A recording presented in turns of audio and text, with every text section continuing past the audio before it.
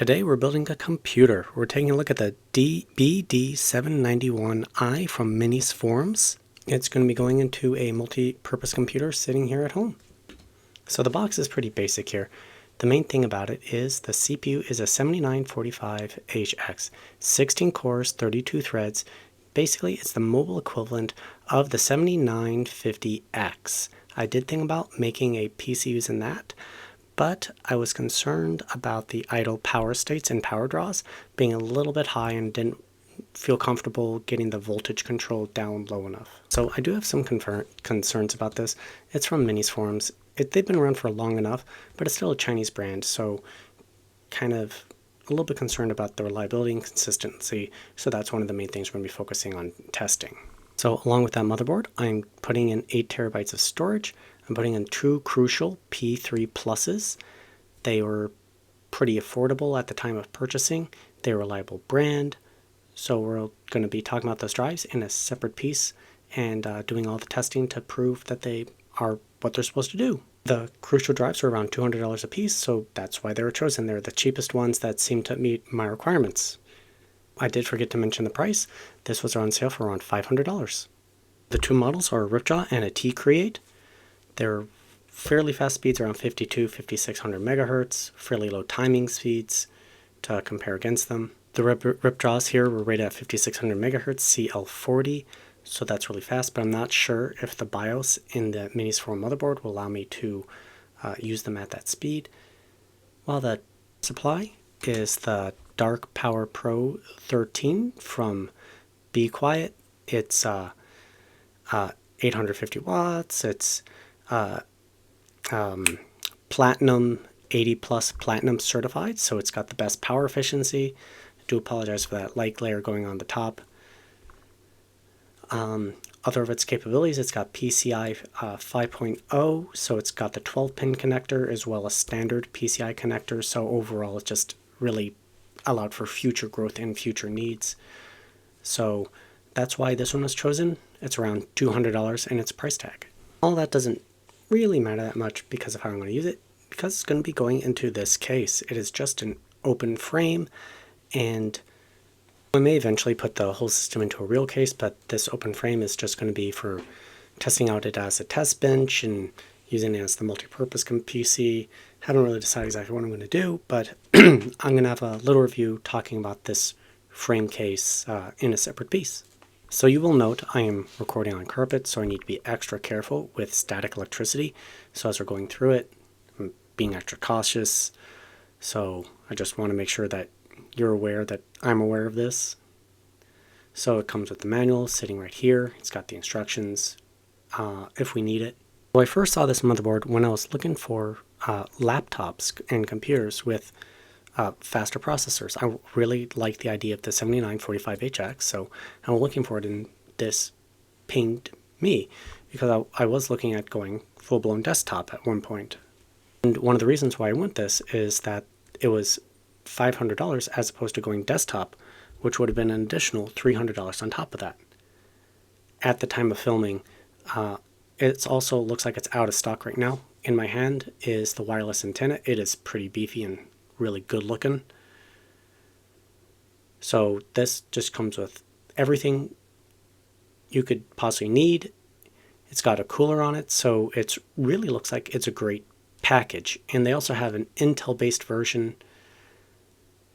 We got, oh sorry, I'm getting distracted. We got lots of screws in here for, that's like the screws for the cooler.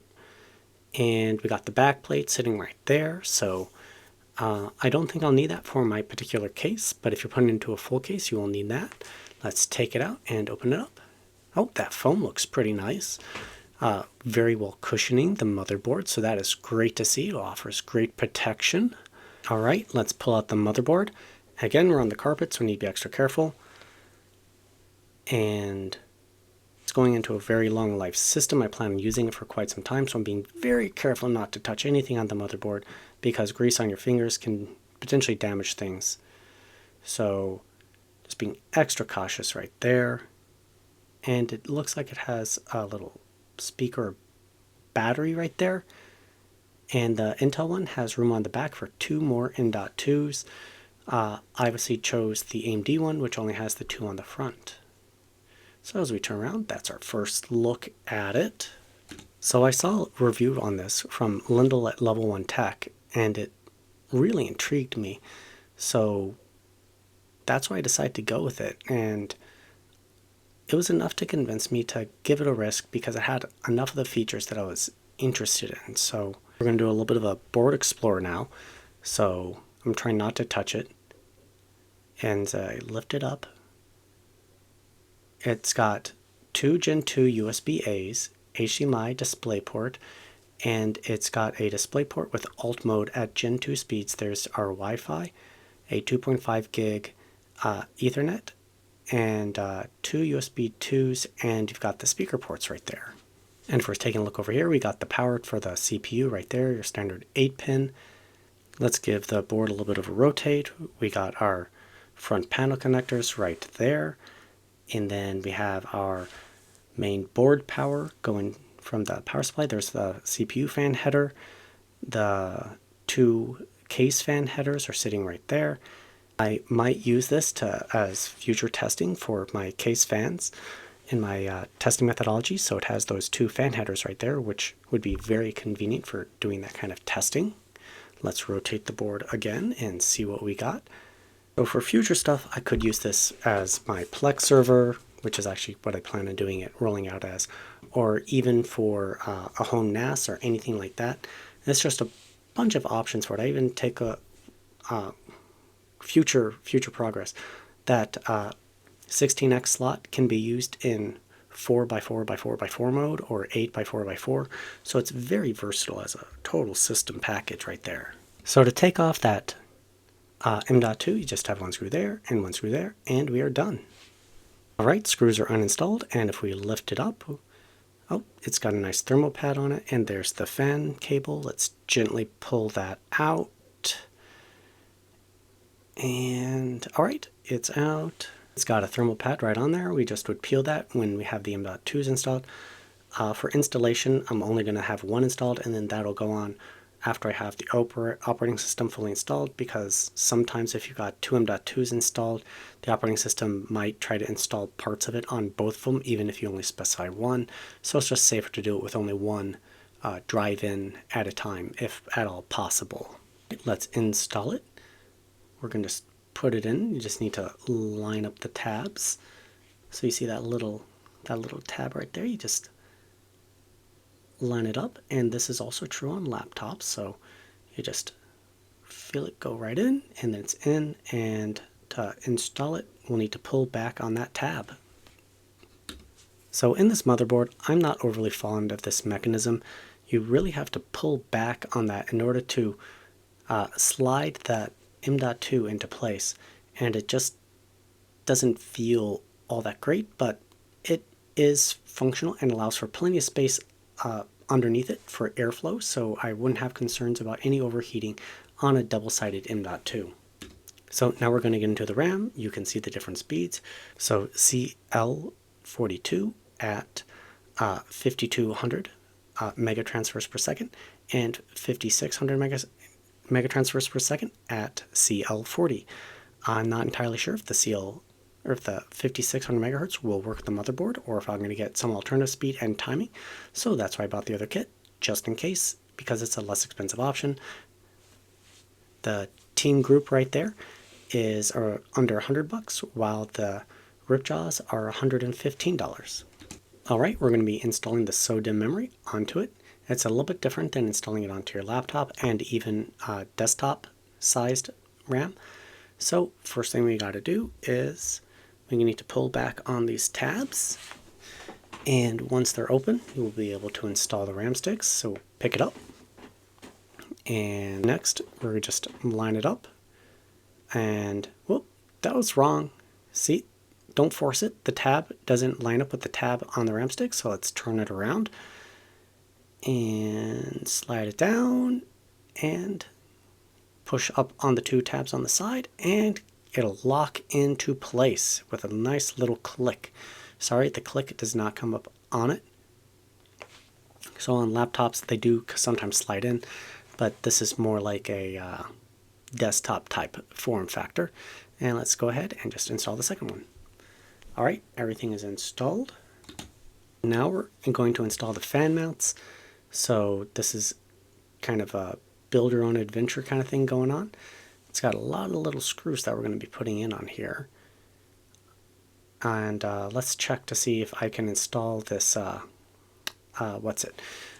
cooling pad fan over the M.2s with the bracket. I'm going to say no, it looks like a little bit of a tight squeeze, so I'm going to have to take that off, the fan off, when it comes time to install the second SSD. So that's a little bit of a downside going on. Right, so it appears it uses the absolute smallest of the screws in order to install the fan bracket, and you just got to line up the holes, and that will do that. There they are. Looks like there's 6 of them. Try not to lose them. And just get a nice little lineup. And I'm thinking about which fan I want to use, and this would be a great time for me to thank my patrons, because you all are very helpful in making all this possible.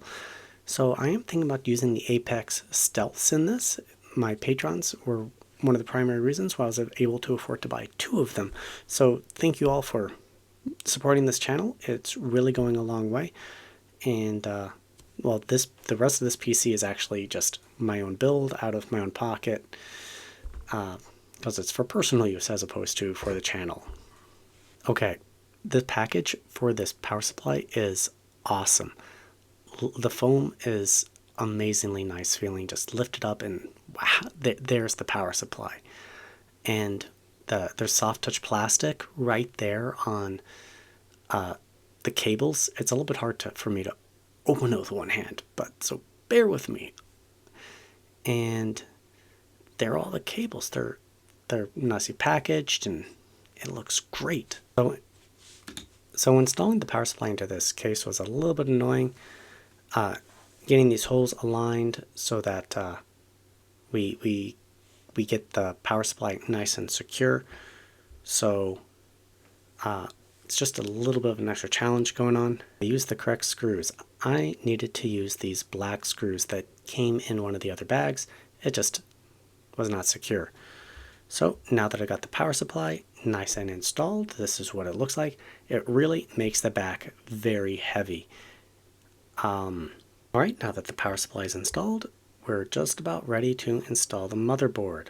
I can't express this enough. You need to be extra careful, especially on this kind of case where the supports can move. Don't scratch the bottom of it. You don't want to disrupt any of the trace lines that are going on in the motherboard. You'll just ruin your motherboard and have a really bad day. Right, so my installation technique is getting first one lined up, and then get the other feet lined up, and then we'll get some screws started at each of the holes, and then we'll go around and tighten it up, because only the back 3 are actually locked into position. Everything else slides into place. So the motherboard is now fully installed, and if you are wondering, I did use the washers that come in the kit just to make sure that I didn't scratch the motherboard while I was screwing it in. I think I would go ahead and just recommend that, even though it has like the metal pads around each of them, and then those other ones are just gonna sit loose, and that should be fine. So right now it's looking something like this. And with that, the bulk of the installation is complete. The only question is, did I wire those correctly? They weren't labeled, so I just kind of guesstimated and did my best. So I haven't installed the second SSD, so I still have that to do. The cabling is kind of fine. You can clearly see that the cooler has 4 giant heat pipes, so that looks like plenty of cooling with a fan once it's installed. And as we're taking a look at it, oh my goodness, it's back heavy with that power supply. If there was a GPU, it probably would help balance it out. In the pictures for this product, the power supply was actually on the front, and that might help balance it out, but for the aesthetic, I just liked it on the back better, so that's what we went with. Just can't say it enough, that motherboard just looks tiny on this frame. The frame is designed for standard ATX motherboards, so you really get to see just how small this is, and it's holding such a powerful... Okay, now that that build is out of the way, let's check out the performance. First, a little bit of spec information as to what's in there. The Ryzen 7945HX, it's standard on paper, is 55 watts. Hardware monitor, 80 watts core, 100 watt package. So I'm using the package for most of my power readings. This sort of hardware side, I'm not as much an expert on in terms of reading it. So if I'm doing something that's a little bit wrong, please let me know. Core clock speeds, again, on paper, 2.4 gigahertz. That's going to be this side. So turbo, 1 core, 5.4 gigahertz sustained. And that was the temperature readings and the wattages that I saw. So package and core power. And then turbo all-core, 5.41 gigahertz, sustained the temperature readings. Core threads, 1632. Memory speed that I was using was 5200 megahertz or mega transfer per second, whichever you prefer. Timing, 3838, 3884, 32 gigs of RAM. And I just have the integrated GPU and the total cost of my system, not including the second stick of SSD, which you may or may not need, so I didn't include it here. All right, doing a encode test. I have a specific file that I use for encoding that is exact same between all the computers, and I have the computer doing absolutely nothing, as near as I can tell, before I run the test. So it is using a standard preset within Handbrake X264 encode 720p. You can see it on there. And on here we have the wattage that was being drawn by the hardware monitoring for the package. So the 7945HX is drawing 98 watts in the package, as opposed to the 11700K, which is drawing 230. The 5900HS, which was in the old laptop that this is kind of replacing, because ironically the laptop's keyboard died. And I'm going to be looking at replacing it, but I needed something in the meantime, and I'm going to use that as kind of a test system. Anyways, stay focused. 60 watts, the 6700K, 94. Okay, so now we have the encoding where it's the average frames per second once the whole thing has finished. So the 7945HX had an average frame per second of 185. It's almost double the i7-11700K. Again, it's 16 cores, 32 threads versus 8 cores, 16 threads, and then the 5900HS is the same thing, but at a lower clock speed, and that's 90 frames per second. And these systems crush my 4-core systems that are way down there. I just have them on there as kind of a scaling mark. And then we have the time to finish. So in 7945HX finished in 3 minutes 13 seconds. It was blazingly fast for that encode. The 11700K is 5 minutes 6 seconds. 5900HS is 6 minutes 55 seconds. So if you are using one machine to do 4K encoding to multiple machines, TVs in your house, this is a great little box because it's a real powerhouse. Let's see, we're still doing the X264 encode, and this is frames per second per thread, or core. Thread core. Blech. It's per thread. So the 7945HX has an efficiency, basically frames per second per thread, of 5.78. So it is less efficient in that regard, meaning it's not doing as much per thread as the 11700K, and it's kind of only barely beating out the 5900HS. Now, if we do frames per second per core per clock, so this includes the clock speed of the system in it. So again, bigger number is better. It means that it's doing more with that core clock speed. The 7945HX isn't particularly efficient in this realm. It's way underperforming other systems, particularly modern systems. But if we do frames per second per watt, it completely destroys everybody else. I mean, the 11700K, don't even pay attention, it's terrible. But the 5900HS, it crushes it in terms of that efficiency, which is why I just like to look at it in multiple different ways, because there's multiple different kinds of efficiency. Then we have times by CPU frames per second, and the 7945HX is actually a little bit lower than the 11700K. My current system has a 3070, RTX 3070, so this would be able to fully utilize that. It's close enough. I would not see any performance drop if I slapped my GPU in it and I upgraded my GPU to something else. Times by CPU score, it was 11,178, so it does basically crush everything else. And I'm sorry, I didn't include the dedicated GPU 11700K down here just because it didn't really fit what I was trying to test at that time when I put this together. And then times by frames per second per thread. So this is taking that value score that we saw up here and then dividing it by the number of threads in the system. So the 7945HX just is, it's not particularly efficient per thread in this type of test. While the higher clock speeds that you can potentially achieve with the 11700K is doing kind of better. And then we have the Firestrike scores, and we have the CPU frames per second. So the 7945HX is crushing everything else. 124 frames per second.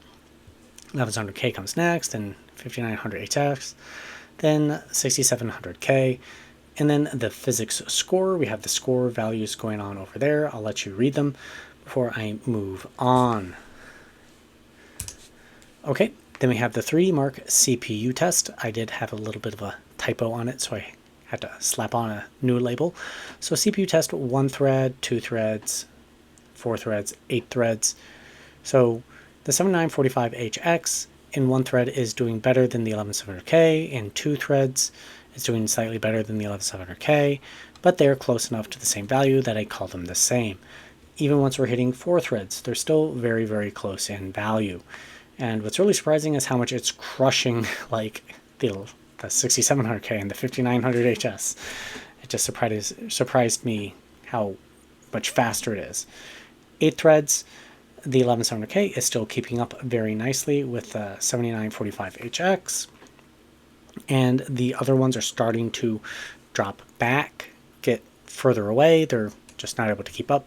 By the time we hit 16 threads, the 7945HX just is starting to stretch its legs away from the 11700K. And then in the max threads, it's basically holding up the exact same score. And just in case you are curious, I did take down the graphics results. The GPU is the 610M. It is a cute little integrated GPU, and it has about the same performance as an Iris G7 based on Firestrike graphics scores. Or the Vega 8 inside the laptop, the old Zephyrus G15 with the 5900HS. That Vega 8 outperforms it by a pretty handy margin, but you're not going to be gaming on this anytime soon because it has less performance than a 285 GTX. But it would be good for potentially older games, less graphically intensive games, that kind of thing. Doing the combined score, so this hits the CPU and the GPU simultaneously, really puts a stress on that cooling solution right there because everything is packed heat all into one area, so it's having to work really hard. So it would be realistically what you see in a real gaming load. And so like the 52, 82, 95, 59, can I read? U with the Iris 665 is about the same performance level as the 610M. Again, this is in a scoring. I didn't actually play any games on it. It's not a gaming PC, so I didn't game on it, and I'm not expecting to actually get any reasonable amount of gaming out of it anyways. Times by graphics, 708. So again, it's sticking around that same performance value. Light gaming, here's the night raid. Light gaming should be okay, but it's not a gaming PC. If you want to game on it, strap a GPU to it. And here's some performance data. I ran the CPU-Z benchmark. There's the score if you want to see how it lines up. I thought it lined up pretty well with the established results that I saw online, so I've got no qualms with it whatsoever. Actually, I found it overall fairly improving for Night Raid, Fire Strike. This is the spec information for the graphics cards, GPU chips, whatever you want to call them, that were in each of them. Then we got Time Spy. I'll just leave it up for a couple seconds before I move on. And this was my encode. So it doesn't quite fully utilize all the cores. If you notice, I mean, I kind of have it covered up, but not all the cores are running at the same speed. They're not fully utilized. So if you are running an encode, there's some extra oomph in the background so you can do something else not too heavy with the computer, and it won't overly affect encode times. I haven't done a stress test with doing a Plex server yet, which is one of the use cases I have for this thing. So, you know, it allows you to fully utilize this thing. The fan I'm currently using is an Octua A12X25. It is very quiet. Even running at full tilt, it is so much quieter than a laptop. This was a smart decision on my part. And under normal light usage, it's whisper quiet. So I'm very happy with this machine so far. I ran a long stress test on it that actually lasted like 5 days, and temperature held steady, clock speeds held steady. It's so far doing exactly what I expected to do. Anyways, thank you very much for joining me on this journey, checking out this little PC. And if you like my content, like the idea of the content, please think about hitting that subscribe button, joining me as a Patreon, or becoming a YouTube member. If you got suggestions on ways I can improve my videos, I'm always welcome to constructive criticism. This is kind of one-off. I'm not a professional PC builder. I am a hobbyist, basically, and I'll leave that to the pros, I guess, currently. I guess with that, I'll sign off. Thank you again, and I'll see you next time here on Computer Tech and More.